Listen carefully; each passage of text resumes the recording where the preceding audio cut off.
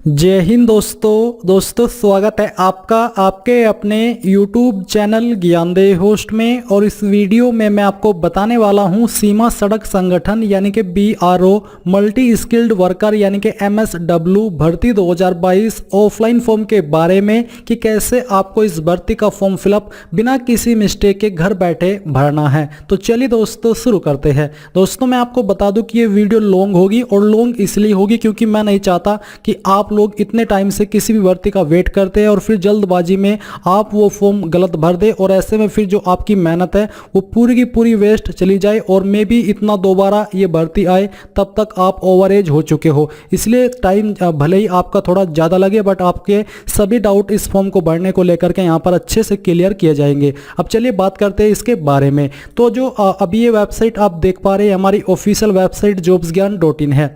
इसका लिंक आपको इस वीडियो के डिस्क्रिप्शन में मिल जाएगा। जैसे ही आप ये लिंक ओपन करेंगे तो आपके सामने इस भर्ती की जानकारी आ जाएगी जहां पर आपको जानने को मिलेगा कि ये भर्ती मल्टी स्किल्ड वर्कर की पोस्ट पर निकाली है जिसमें कि मैसन और नर्सिंग असिस्टेंट के ट्रेड है और आप लोग इस फॉर्म को 23 मई 2022 तक भर पाएंगे। इसके अलावा एज लिमिट यहाँ पर आपकी जो रखी गई है वो भी आप चेक कर सकते हैं। फिर बात करते हैं कि कौन सी पोस्ट पर अप्लाई करने के लिए क्या क्वालिफिकेशन मांगी है। तो जो आपकी MSW मैसन की पोस्ट है इस पर अप्लाई करने के लिए 10वीं पास की योग्यता, साथ ही बोला कि processing certificate of building constructions या फिर ब्रिक मैसन फ्रॉम ITI या फिर ITC नेशनल काउंसिल, बेसिकली इनमें से किसी भी डिपार्टमेंट से या फिर कह लीजिए इंस्टीट्यूट से आपके पास ये सर्टिफिकेट होना चाहिए। अगर आपके पास ये नहीं है तो आपको सेकंड विकल्प ये दिया है past certificate class 2 for mason as lay. अब गाइज मैं आपको बताना चाहूँगा अनअकैडमी के बारे में जो कि इंडिया का लार्जेस्ट लर्निंग प्लेटफॉर्म है और यहाँ पर अनअकैडमी के ऊपर डेली स्कॉलरशिप टेस्ट होते हैं UPSC CSC कैटेगरी के लिए जिसमें कि आप लोग अप टू 50% स्कॉलरशिप जीत सकते हैं और साथ ही जो आपका सब्सक्रिप्शन है वो भी आपको यहाँ पर दिया जाएगा। आप यहाँ पर अपने आप को टेस्ट कर सकते हैं और यहाँ पर अपने आप को रैंक भी कर सकते हैं। और अगर आप इसमें ज्वाइन करना चाहते हैं तो आपको वीडियो के डिस्क्रिप्शन में ज्वाइन लिंक दिया है। आप मेरे कोड AMZAD10 का इस्तेमाल करना बिल्कुल मत भूलें क्योंकि उससे आपको तुरंत 10% की छूट मिल जाएगी। साथ ही आप यहाँ पर जाने डेली स्कॉलरशिप टेस्ट फ्लो कैसा है उसके बारे में आपको पूरी जानकारी दी गई है। Sign up on Unacademy app and attempt DST on home page, यानी कि आपको पूरा प्रोसेस यहाँ पर बताया है। फिर मैं आपको बता दूं कि इसमें आपकी फ्री टेस्ट सीरीज है UPSC CSC प्रीलिम्स 2022 के लिए जो कि आपका weekly current affairs round up रहता है एवरी मंडे 8 PM और ये आपका मृणाल पटेल सर के द्वारा कराया जाता है। इसके अंदर 20 क्वेश्चन और उसके लिए आपको 20 मिनट दिए जाते हैं और हिंदी एंड इंग्लिश दोनों लैंग्वेज के अंदर होता है। तो इसको भी आप इनरोल कर लीजिए। इनरोलमेंट लिंक वीडियो के डिस्क्रिप्शन में दिया है। Upcoming batches for UPSC CSC आपकी 13 अप्रैल 2022 से स्टार्ट हो रही है। तो वीडियो के डिस्क्रिप्शन में जाइए और ज्वाइन कर लीजिए। कोई सवाल डाउट हो तो कमेंट के माध्यम से पूछ लीजिएगा। Down in defence service regulations ये आपके पास होना चाहिए। फिर बोला should qualify in proficiency test in the trade to be conducted by, यानी कि आपको एक प्रोफिशिएंसी टेस्ट क्वालिफाई करना होगा जो कि BRO के द्वारा बाद में किया जाएगा। इसके साथ ही आपको फिजिकल टेस्ट भी यहाँ पर क्वालिफाई करना होगा और आपको यहाँ पर फिजिकल एंड मेडिकल स्टैंडर्ड जो है वो भी मीट यानी कि वो भी आपको पास करने होंगे इस पोस्ट पर अप्लाई करने के लिए। जो आपकी नर्सिंग असिस्टेंट की पोस्ट है इस पर 12वीं पास की योग्यता और 1 साल का आपसे ANM का सर्टिफिकेट मांगा है यानी कि सर्टिफिकेट कोर्स मांगा है। अन्य एलिजिबिलिटी आप यहाँ पर चेक कर सकते हैं। अब ये तो ही आपकी एलिजिबिलिटी की बात। अब बात करते हैं कि कैसे आपको इस फॉर्म को भरना है। तो आपको यहाँ पर नीचे आना है और नीचे आकर के डाउनलोड फॉर्म PDF इसके ऊपर क्लिक करना है। इसके ऊपर क्लिक करने के बाद ये एप्लीकेशन फॉर्म का PDF आपके सामने आ जाएगा। आपको कहीं से इसको खरीदने की ज़रूरत नहीं है। आपको इसको कलर्ड में यानी कि रंगीन में प्रिंट करा लेना है। प्रिंट कराने के बाद आपको यहाँ पर please fill up the application in capital letter, यानी कि आपको ये फॉर्म अंग्रेजी के बड़े अक्षरों के अंदर भरना है। कंट्रोल नंबर आपको खाली छोड़ देना है, ये ऑफिस के द्वारा भरा जाएगा। आपको यहाँ पर ये बोला है कि all applications must be submitted in A4 size 74 GSM bond paper, यानी कि जो आप इसको प्रिंट कराएंगे फॉर्म को वो आपको A4 साइज में और 75 GSM का जो बॉन्ड पेपर होता है उसके ऊपर आपको इसको प्रिंट कराना है। प्रिंट कराने के बाद आता है नेम ऑफ पोस्ट। यहाँ पर आपको उस पोस्ट का नाम देना है जिस पोस्ट पर आप अप्लाई कर रहे हो। यहाँ पर दोनों पोस्ट के नाम दिए गए हैं। आप यहाँ से सेम टू सेम नाम यहाँ पर लिख दीजिए। लिखने के बाद में serial number of post in advertisement, यानी कि एडवर्टाइजमेंट के अंदर आपकी पोस्ट का सीरियल नंबर क्या है। मैं आपको यहाँ पर ऑफिशियल नोटिफिकेशन में इसी में नीचे की तरफ लेकर के जाता हूँ और यहाँ पर मैं आपको उसका जो सीरियल नंबर है वो दिखाता हूँ, जो कि आपको वहाँ पर भरना है। तो यहाँ पर दोस्तों अभी जो आप देख पा रहे हैं, जो आपकी मल्टी स्किल्ड वर्कर मैसन की पोस्ट है, इसका सीरियल नंबर 01 है और जो आपकी सेकंड पोस्ट है इसका सीरियल नंबर 02 है। तो आपको यहाँ पर क्या करना है, आपको वही लिख देना है जिस पोस्ट पर आप अप्लाई कर रहे हो, 01 या फिर 02। फिर आपको इस तरफ देखने को मिल पा रहा है paste, do not pin or staple, यानी कि आपको यहाँ पर फोटो चिपकाना है, उसके ऊपर पिन नहीं लगानी है। आपको बोला है कि आपको यहाँ पर आपका 4 सेंटीमीटर का साइज का 4x5 सेंटीमीटर साइज का फोटोग्राफ जो कि कलर्ड होना चाहिए वो चिपकाना है और ये फोटो आपका 3 महीने से ज़्यादा पुराना न हो। इसके बाद यहाँ पर रिक्रूटमेंट सेंटर आपका GREF सेंटर पुणे, यानी कि यहीं पर आपका सिलेक्शन प्रोसेस रहेगा, यहीं पर आपका एग्जाम होगा। जो भी आपकी सिलेक्शन से जुड़ी हुई एक्टिविटी है वो सभी आपकी GREF सेंटर पुणे के अंदर ही होगी। फिर आती है category, in which category applied, आप कौन सी कैटेगरी से अप्लाई कर रहे हो। तो जो भी आपकी कास्ट कैटेगरी है उसी के नीचे आपको राइट यानी कि जो सही का निशान होता है वो आपको पेन से लगा देना है। इसके अलावा signature of the candidate below in the photograph, यानी कि इस बॉक्स के अंदर आपको आपके सिग्नेचर कर देने हैं। अब दोस्तों यहाँ पर आपके सामने 5 पॉइंट आता है, वेटेज, परसेंटेज, मार्क्स। अब इसके बारे में आपके मन में कंफ्यूजन होगा, ये कंफ्यूजन मैं आपका बहुत ही अच्छे से क्लियर करने वाला हूं ताकि आपसे ये जानकारी भरने में कोई मिस्टेक न हो। तो यहाँ पर पहला जो आपका बॉक्स है आपको बोला कि percentage of marks obtained in essential educational या फिर टेक्निकल क्वालिफिकेशन, यानी कि जिस पोस्ट पर आप अप्लाई कर रहे हो उसमें जो आपसे क्वालिफिकेशन मांगी है उसमें आपकी कितनी परसेंटेज है वो परसेंटेज यहाँ पर आपको लिखनी है। साथ ही यहाँ पर आपको प्लस करके बोला है additional percentage claimed as per column 15, यानी कि यहाँ पर ये आपका वेटेज है। एक कॉलम आपको दिया जो कि मैं अभी आपको दिखाता हूँ, ये आपका है वेटेज, जिसमें कि अगर आप इनमें से किसी भी कैटेगरी से बिलोंग करते हो उसी के अकॉर्डिंग यहाँ पर आपको जो परसेंटेज दी जा रही है अतिरिक्त उनके लिए वहां पर क्लेम करना होगा। मान लीजिए आपके पास NCC सर्टिफिकेट है तो आपको यहाँ पर क्या करना है, आपको इस वाले कॉलम के अंदर 10% लिख देना है। और इसी प्रकार से अगर आप sports at state, district, university level पर खेले हो तो आपको यहाँ पर 5% अतिरिक्त दिए जाएंगे। तो आपको यहाँ पर तो लिखना है अपनी जो आपकी मेन क्वालिफिकेशन है, इसेंशियल क्वालिफिकेशन है उसकी परसेंटेज। सेकेंडली यहाँ पर आपने जिस भी कैटेगरी के लिए क्लेम किया है वो कैटेगरी पर आपको कितनी परसेंटेज दी गई है इस जानकारी के अकॉर्डिंग वही आपको यहाँ पर लिखनी है। और फिर आपको टोटल करके आपकी जो इसेंशियल क्वालिफिकेशन है, क्वालिफिकेशन की परसेंटेज है वो, और जो आपको यहाँ पर कॉलम 15 के अंतर्गत जो परसेंटेज का फायदा मिला है अगर आप उनसे बिलोंग करते हो तो आपको टोटल करके लिख देना है। बट अगर आपके पास जो एडिशनल क्लेम्ड परसेंटेज है उसमें से आपके पास कोई भी कैटेगरी नहीं है, आप उनसे बिलोंग नहीं करते हैं, तो आप सिंपली यहाँ पर जो आपने ये वाली क्वालिफिकेशन की परसेंटेज भरी है वही परसेंटेज टोटल में भर देनी है, इस वाले कॉलम को खाली छोड़ देना है। आई होप अब आपका ये डाउट क्लियर हो गया होगा। अब बात करते हैं 6 पॉइंट के बारे में। तो यहाँ पर दोस्तों आपको बोले कि whether belongs to minority community, अगर आप माइनॉरिटी से बिलोंग करते हो तो आपको यस करना है, नहीं तो आपको नो कर देना है, यानी कि नो के ऊपर राइट टिक लगा देना है। अगर आप यस करोगे तो आपको यहाँ पर जो कैटेगरी दी गई है इन कैटेगरी में से आपकी कौन सी कैटेगरी है उसी के ऊपर आपको राइट टिक लगाना होगा। फिर 7 पॉइंट आता है whether belongs to economically weaker section, यानी कि EWS कैटेगरी। अगर आप EWS कैटेगरी से बिलोंग करते हो तो आपको यहाँ पर यस नो के सामने टिक लगाना है, करते हो तो यस के सामने, नहीं तो नो के सामने। अगर यस करोगे तो आपको उसका जो फोटोकॉपी है आपके EWS सर्टिफिकेट की वो इस फॉर्म के साथ अटैच करनी होगी।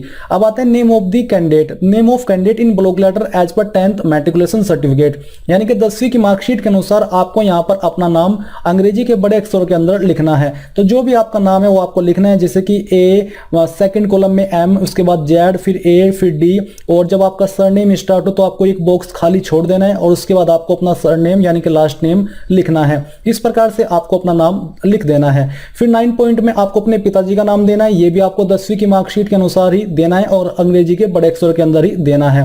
Date of birth as per 10th certificate, यानी कि 10वीं की मार्कशीट के अनुसार आपकी उम्र कितनी है, आपकी DOB क्या है। तो यहाँ पर 02 जैसे कि मैं लिखता हूं, इसके बाद 05 मंथ में और उसके बाद ईयर में 1997, इस प्रकार से मैं अपनी DOB भर देता हूं।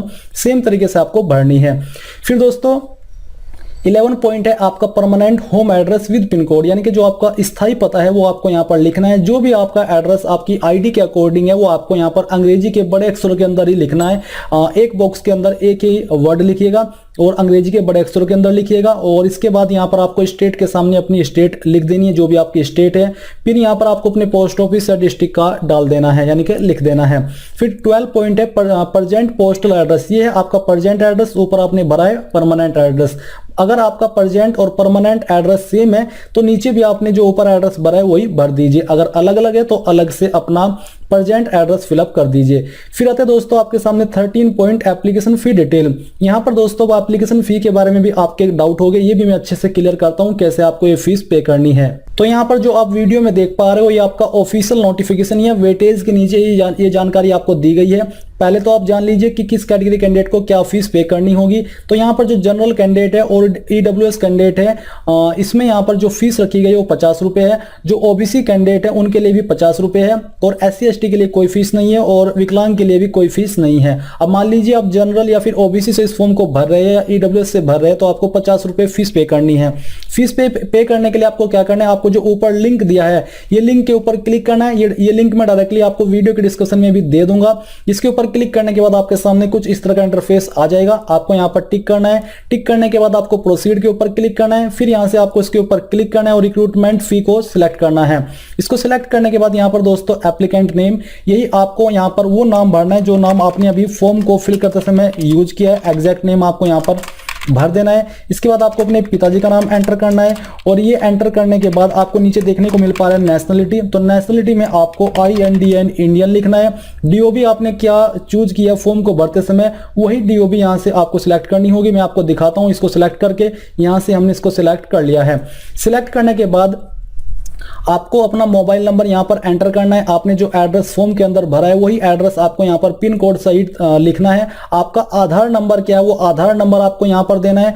इसके बाद यहाँ पर आता है एडवर्टाइजमेंट नंबर। तो आपका जो ये नंबर है वो है आपका 01/2022। तो आपको क्या करना है, आपको यहाँ पर 01 लिखना है, स्लैश लगाना है और 2022 लिख देना है। ट्रेड आपका कौन सा है, तो यहाँ पर दोस्तों ये जो आपकी भर्ती है ये आपकी 2 ट्रेड पर है। तो जिस भी ट्रेड पर आप अप्लाई कर रहे हैं उसी ट्रेड का नाम आप यहाँ पर लिख देंगे। अमाउंट आपकी फीस का कितना है वो आप यहाँ पर एंटर कर देंगे। फिर रिमार्क्स में आप यहाँ पर फी लिख दीजिए, और इसके बाद आपको यहाँ पर नीचे आना है। नेम आपका फिर से एंटर करना है। डेट ऑफ बर्थ फिर से यहाँ पर एंटर कर लेनी है। मोबाइल नंबर डालना है। ईमेल आईडी एंटर करनी है। ये कैप्चा कोड या कह लीजिए सिक्योरिटी कोड यहाँ पर डालना है और सबमिट के ऊपर क्लिक करना है। सबमिट के ऊपर क्लिक करने के बाद यहाँ पर जो जानकारी आपने भरी है इनको वेरीफाई करने का ऑप्शन आ जाएगा। आपको इन सभी जानकारी को वेरीफाई कर लेना है, और वेरीफाई करने के बाद आपको यहाँ पर कंफर्म के ऊपर क्लिक करना है। कंफर्म के ऊपर क्लिक करने के बाद आपके सामने बिल डेस्क आ चुकी है। आप इन मैसेजेस माध्यम से चाहे फीस जमा कर सकते हैं, चाहे वो SBI की नेट बैंकिंग हो, अदर बैंक की नेट बैंकिंग हो, SBI का डेबिट कार्ड हो या अदर बैंक का डेबिट कार्ड हो, UPI हो, NEFT हो या फिर SBI ब्रांच हो। तो मैं आपको प्रेफर करूंगा कि आप नेट बैंकिंग का इस्तेमाल करके फीस को जमा करें, क्योंकि इससे जमा करने पर जो फीस जमा करते हैं उसमें एरर आने के काफी कम चांस होते हैं। वैसे आप डेबिट कार्ड के माध्यम से भी कर सकते हैं, बट इसमें थोड़ा बहुत प्रॉब्लम आ जाती है कभी कभार, इसलिए मैं आपको नेट बैंकिंग प्रेफर कर रहा हूं। यहाँ पर आपको अपना card number, expiry date, card holder name, CVV डालना है, और जो कैरेक्टर यहाँ पर दिए गए हैं ये डाल करके आपको पे के ऊपर क्लिक करना है। जैसे ही आपकी ट्रांजैक्शन सक्सेसफुल हो जाए तो आपको यहाँ पर आ जाना है जहां से आप फॉर्म को भर रहे हैं। फिर यहाँ पर आपको नेम ऑफ बैंक, यानी कि आपने किस बैंक से फीस को जमा की है आपको उस बैंक का नाम यहाँ पर देना है। ऑनलाइन पेमेंट रेफरेंस, यानी कि जो आपने यहाँ पर फीस जमा की है उसके बाद आपको जो रेफरेंस नंबर मिला है वो रेफरेंस नंबर आपको यहाँ पर लिखना होगा। ट्रांजेक्शन डेट, आपने किस डेट में इस फीस को जमा किया वो यहाँ पर आपको लिखना है। अमाउंट आपका क्या था फीस का वो आपको लिखना है। ये सब जानकारी आपको फीस जमा करने के बाद मिल जाएगी। जिन कैंडिडेट SC ST से भर रहे हैं उनको यहाँ पर ये जानकारी भरने की आवश्यकता नहीं है। साथ ही आपको नोट करके बोला कि no other mode of payment will be accepted other than SBI collect, proof of online transaction to be attached with the application form, यानी कि जो आपकी यहाँ पर आपने फीस जमा की है उसकी जो आपको प्रिंट है वो ले लेनी है, और लेने के बाद उसकी फोटोकॉपी इस फॉर्म के साथ अटैच करनी होगी। फिर दोस्तों 14 पॉइंट आता है, if a candidate belongs to more than one category mention in para 4 he may indicate his double triple category separately in the following boxes using their observations, यानी कि यहाँ पर जो आपकी 4 ऑप्शन है ये जो आपकी कैटेगरी यहाँ पर मेंशन की है, अगर आप एक से ज़्यादा कैटेगरी से बिलोंग करते हो, जैसे कि यहाँ पर ईडब्ल्यूएस से भी और जीआरईएफ वार्ड से भी, आर्मी वार्ड से भी, तो आपको क्या करना है, आपके लिए ये ऑप्शन है 14, आपको यहाँ पर वो सभी कैटेगरी मेंशन कर देनी है जो कि आप बिलोंग करते हो उन कैटेगरी के अलावा। अगर आप नहीं करते हो तो आपको इस कॉलम को खाली छोड़ देना है, आपको ये भरने की आवश्यकता नहीं है।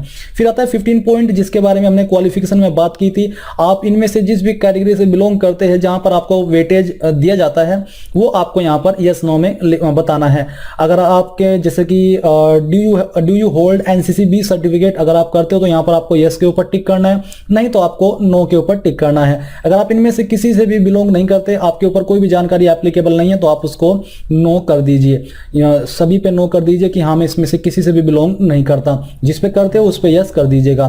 फिर यहाँ पर आपका जो एक नोट करके आपको बोला है कि इफ यस, जो कि सिर्फ एच के लिए ही है, जो आपका एच पॉइंट है कि हाँ अगर आप इसमें स्पोर्ट्समैन हो और यस करते हो तो आपको बोला है कि राइट एक फॉर स्टेट लेवल, अगर आप स्टेट लेवल पर खेले हो स्पोर्ट्स में तो आपको इस कॉलम के अंदर या फिर इस बॉक्स के अंदर 1 लिखना है, और अगर आप उससे ऊपर वाले लेवल पर खेले हो तो आपको यहाँ पर 2 लिखना है, और अगर आप यूनिवर्सिटी लेवल पर खेले हो तो आपको 3 लिखना है। तो इस प्रकार से आपको देना है। स्टेट लेवल के लिए 1, डिस्ट्रिक्ट लेवल के लिए 2 और यूनिवर्सिटी लेवल के लिए 3 इस कॉलम में देना होगा, अगर आप यहाँ पर इस वाले एच वाले ऑप्शन में यस कर रहे हो। नहीं तो आपको नो करना है और इसको भरने की आवश्यकता नहीं है।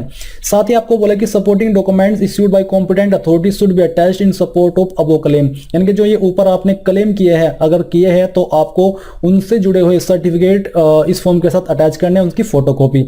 अब आता है essential qualification with matriculation exam, यानी कि जरूरी क्वालिफिकेशन की जानकारी। तो जिस भी पोस्ट पर आप अप्लाई कर रहे हो, आपको पहले तो नेम ऑफ एग्जाम यानी कि 10th या 12th तो आपको यहां पर लिखना है, जब सबसे पहले 10th। फिर आपने किस ईयर के अंदर पास किया वो ईयर आपको लिखना है इस वाले कॉलम के अंदर। बोर्ड, आपने किस बोर्ड से किया वो आपको यहां पर 3rd वाले कॉलम में देना है। अब यहां पर है सब्जेक्ट एंड मार्क्स ऑब्टेन्ड, तो सबसे पहले तो आपको यहां पर सब्जेक्ट देना है। आप 10th की जानकारी में ऑल सब्जेक्ट लिख दीजिएगा, और मार्क्स में यहां पर आपको टोटल मार्क्स देने होंगे। तो यहाँ पर दोस्तों आपको मार्क्स में आपको कितने मार्क्स आए हैं वो लिखना है। जैसे कि मुझे 10th में 600 मार्क्स में से 580 मार्क्स आए थे, तो मैं यहाँ पे मार्क्स में 580 लिखूंगा और आउट ऑफ मार्क्स में मैं 600 लिखूंगा कि हाँ इसमें से मुझे इतने आए थे।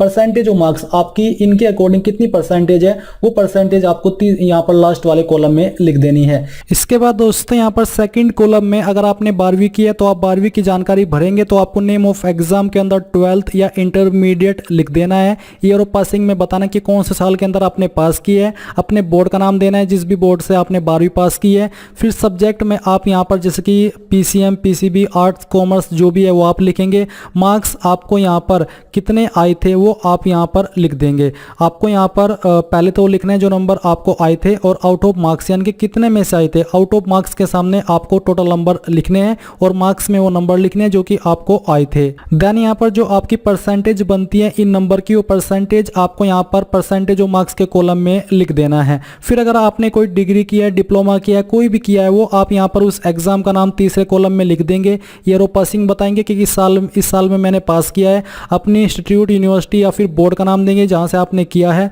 और इसके बाद आप यहां पर सब्जेक्ट में लिखेंगे कि जो आपका सब्जेक्ट है। अगर आपका कोई सब्जेक्ट उसके ऊपर एप्लीकेबल नहीं होता, यानी कि उसमें कोई सब्जेक्ट काउंट ही नहीं होता, तो आप यहां पर NA यानी कि नॉट एप्लीकेबल लिख देंगे। फिर आपको मार्क्स लिखने हैं और यहां पर बताने कि कितने में से वो नंबर आपको आए थे और परसेंटेज भर देनी है।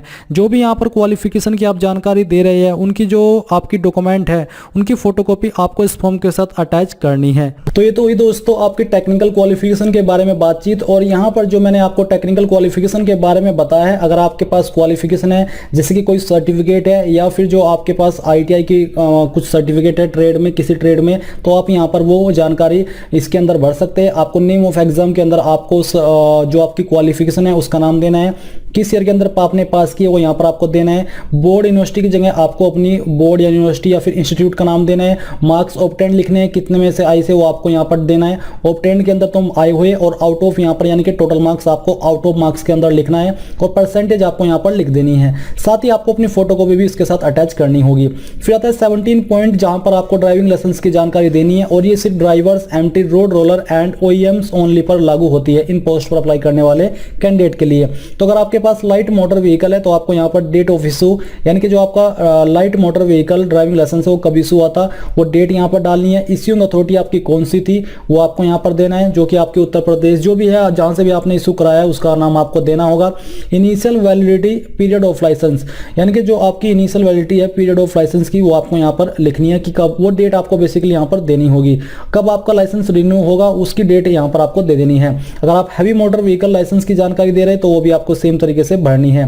साथ ही आपको इसकी फोटोकॉपी इस फॉर्म के साथ अटैच करनी होगी। अब नीचे आता है 18 पॉइंट टोटल एक्सपीरियंस। दोस्तों यहाँ पर आपको अपने एक्सपीरियंस की जानकारी देनी है। अगर आप उस पोस्ट पर अप्लाई करें जिस पर एक्सपीरियंस मांगा है या फिर आप डिजायरेबल रूप में जो एक्सपीरियंस मांगा है उसकी जानकारी दे रहे हो तो आपको name and address of employ यानी कि उस कंपनी या फिर उस बंदे का नाम देना होगा जहां पर आपने काम किया है इस वाले कॉलम के अंदर। साथ ही आपको पीरियड ऑफ एम्प्लॉयमेंट के अंदर यहाँ पर वो डेट डालनी है जिस डेट से आपने वर्क को ज्वाइन किया था, और 2 में आपको वो डेट डालनी है जब तक आपने वर्क किया है।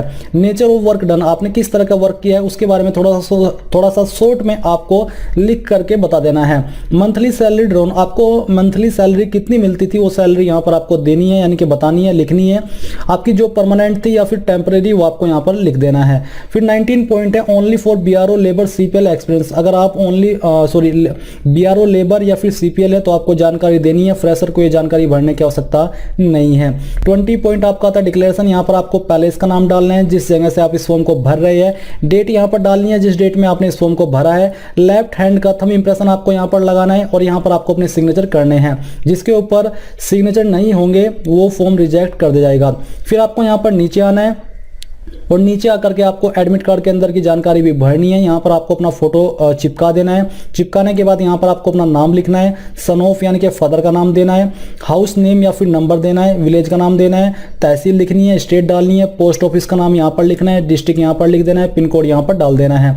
और at the time of submission of application, तो यहाँ पर दोस्तों यहाँ पर जब आप फॉर्म को सबमिशन करोगे तो सिग्नेचर करने होंगे और ये बेसिकली टाइम टू टाइम आपको सिग्नेचर करने हैं। शुरुआत में आपको कुछ नहीं करना है, बस आपको इतनी ही जानकारी भरनी है जो कि मैंने यहां तक आपको बताई है। और ये सब जानकारी भरने के बाद आपको इसको कहां पर सेंड करना है उसके बारे में आप यहां से जानकारी जान लीजिए। तो चलिए मैं यहां पर इसके बारे में आपको बताता हूं। तो यहां पर सबसे पहले तो आप ये देख लीजिए कि आपको ये फॉर्म कब तक भरना है। तो आपको जो फॉर्म भरना है उसके लिए आपको 45 दिन का समय दिया है इस भर्ती के आने के बाद के। अगर आप हिल एरिया से बिलोंग करते हैं जो कि यहाँ पर आपकी ये स्टेट है, इन स्टेट से हो तो आप 60 डेज बाद तक इस फॉर्म को भर सकते हैं। तो आपको इस फॉर्म को एक लिफाफे के अंदर डालना है और डालने के बाद उस लिफाफे के ऊपर आपको लिखना है application for the post of, जो कि कैपिटल में होना चाहिए और सेम तरीके से लिखा होना चाहिए जैसे कि यहाँ पर लिखा है। और पोस्ट ऑफ के बाद आपको उस पोस्ट का नाम देना है जिस पोस्ट पर आपने अप्लाई किया है। कैटेगरी के बाद आपको इनमें से अपनी वो कैटेगरी लिख देनी है जिस पर आपने अप्लाई किया है। Weightage percentage in essential qualification, ये लाइन लिखने के बाद आपको अपनी जो परसेंटेज की वेटेज है वो वेटेज आपको लिखनी है लिफाफे के ऊपर की तरफ, जो कि आप यहाँ पर देख सकते हो। तो ये आपका फॉर्म यहाँ पर हो चुका है और आपको इसको सेंड कहाँ पर करना है वो भी आपने यहाँ पर देख लिया है। ये फॉर्म आपका commandant GREF centre DIGHI camp Pune 411-015 इस एड्रेस के ऊपर आपको सेंड करना है। और दोस्तों यहाँ पर आपको रीजन बताया कि अगर आप इनमें से कोई भी जानकारी गलत करते हो तो आपका फॉर्म रिजेक्ट कर जाएगा। यहाँ पर ये आपके रीजन है, आपको इन सभी रीजन को अच्छे से देख लेना है कि हाँ आपने इनमें से कोई रूल तो नहीं तोड़ा है। अगर आपने ये सभी जानकारी सही से फिलअप किया तो आपका फॉर्म रिजेक्ट नहीं होगा।